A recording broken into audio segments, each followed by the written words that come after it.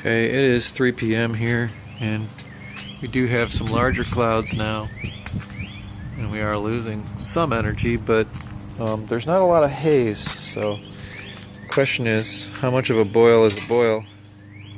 Look at something, can you, I guess, could we say that's a boil?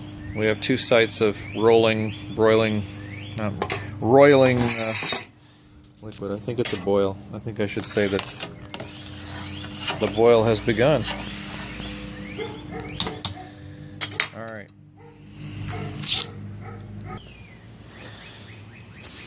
Okay, the clouds have continued to build. Got some heavier ones, some thicker ones, blotting out the sun from time to time, but not enough to stop us from keeping up the heat that we need. Got a little bit different profile on the shadow of the sundial thing there, and are we boiling?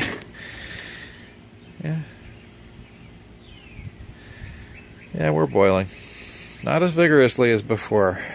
We lost a little bit of heat there, but it's venting. It is venting.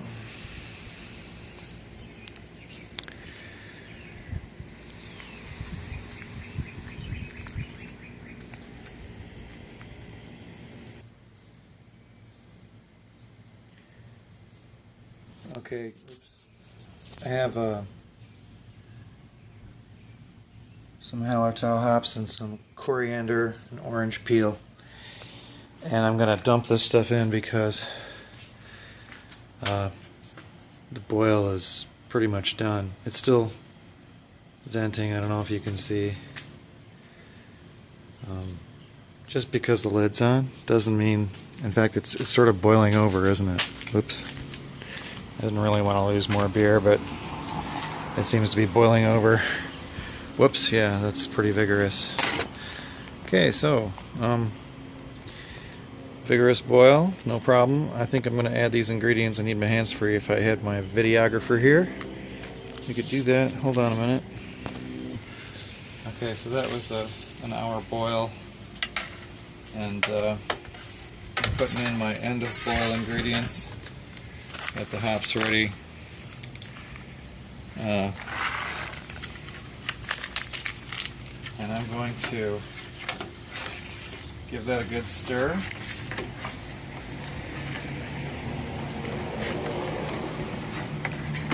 And I'm going to say this boil is done, and I'm going to fold up this thing and take it in the garage. If I can do that without spilling a lot of beer, then that'll make me look like a slick guy with a solar rig, huh? Okay. So, just pull this side up. Pull this side up. And you need to adjust.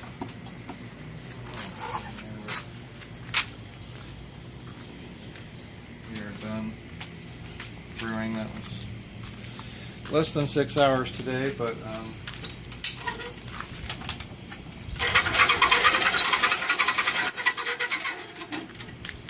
oh, I gotta get that wagon out of the way. Alright, so the trick now is to get it in the garage without spilling beer. And it's challenging because I have this big bump here. You can zoom in on it if you want to show it. Put that iron rod in there to try to make it more of a ramp, but still it tends to give a real jostle. When I take it up, it's about an inch from one to the other, so I go like this. It's not that hard. It's not that heavy, but to kind of get it. And then when you get back over here, you don't need to do that again because you can just lift a little bit on the crank and then you go. I do not actively cool my beer, but this would be when a lot of other people would be doing that. So that would bring your brew day to 6 hours. But I'm done a little early today. I'm not going to worry about this again until tomorrow morning. And there it sits until then. Wait, one more thing, the whirlpool. Okay.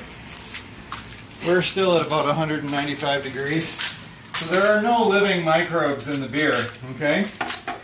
And it's not going to be below 180 for a while. So we don't need to really worry about asepsis yet. So I'm just going to stick this spoon in here and give this thing a really good whirl. This is the final whirlpool, and the centrifugal force and centripetal force, somehow the way they act in this solution of solids and stuff, that's not a solution of solids, but anyway, the stuff settles in the center, and then when you siphon it out, it's easier to avoid, and we're not going to have this blankie on here, but there it is. I might put some foil over the top or something, except I don't need to do a whole lot in the garage today, so I don't think I have anything to worry about. And that is it.